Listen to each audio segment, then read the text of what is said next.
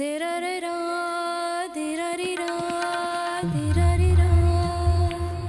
Town Psychotic.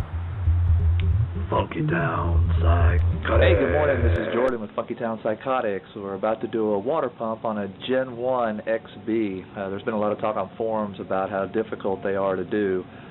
This is my first time doing it, so I figured I'd go ahead and shoot a DIY video to post up on forums out there to just kind of show people how it's done and the difficulty behind it.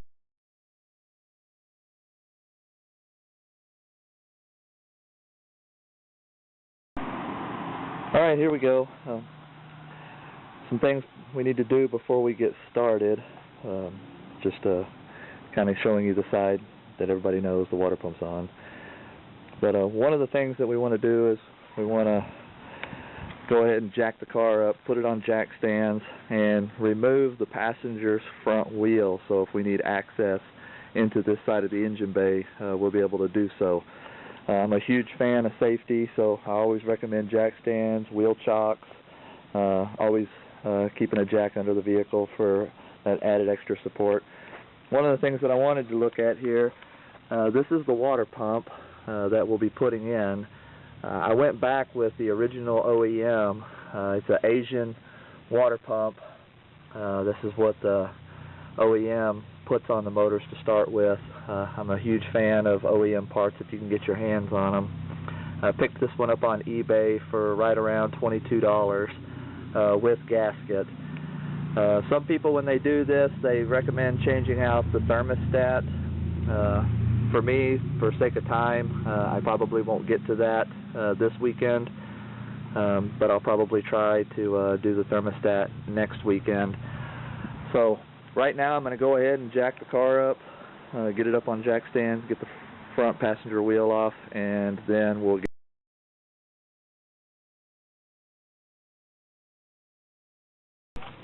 Alright, as you can see, we just got the splash cover removed, the wheels off, kind of getting in to show exactly where the water pump is. It's actually sitting right there above the air conditioner unit in front of the harmonic balance. As you can see, it's still leaking pretty good right now. One of the first things we want to do is we want to remove the alternator so that we have a little more access, and also to get the belt off so that we can start the removal process. So if you give me just a few minutes, I'll go ahead and get the alternator removed, and then we'll go from there.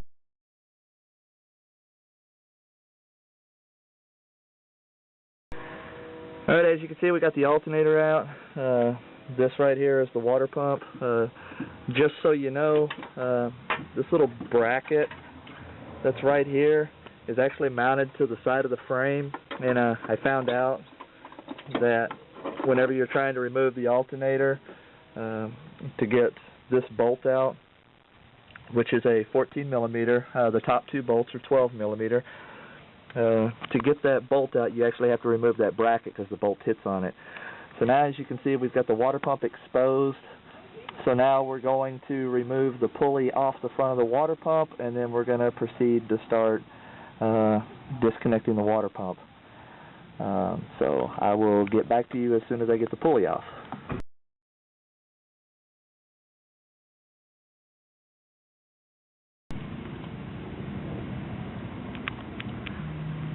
Alright, as you can see, we got the water pump exposed now. Going to remove the bolts.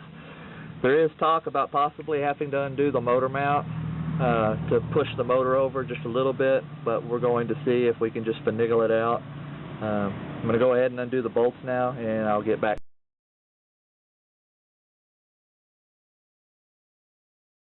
Okay, as you can see, I got the water pump out. Did not have to remove the motor mount. I jacked the engine up about a ½ an inch, and I used a pry bar and wedged a 2-inch board right in between the side of the engine and the frame, and believe it or not, it's just enough space to actually slip the water pump straight out the top, and gives you plenty of clearance. It's probably the easiest solution that I've found without having to take a whole lot of stuff off. Basically, the only thing I really had to remove was the splash guard, the passenger side front wheel, and the alternator, and that was pretty much it. So I'm fixing to get started with the reinstall of the new one, and we will start putting everything back together. So I will get back to you guys in just a minute. A big woohoo, I guess, on the simplifying this issue for everybody. So we'll see you in a bit.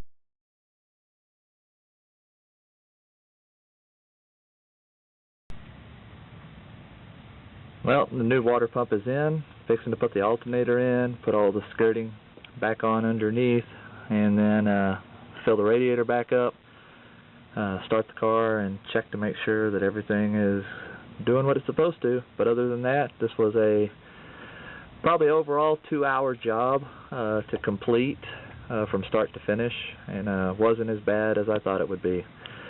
So this is the DIY on the water pump on a Gen 1 XB. Hope you enjoyed the video. For me, I'm going to get back to installing the alternator and whatnot.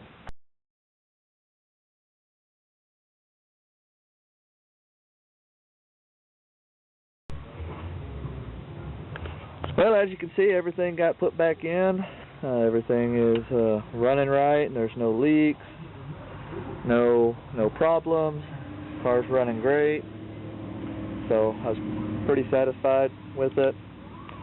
So again, I don't know what to say other than it was about a 2-hour job, very minimal effort in getting in and out. It was a lot easier than I thought it was going to be, especially after all the things that you hear about it. So again, I hope the video was very informative. And again, this is Jordan with Funky Town Psychotics. Just saying, be safe.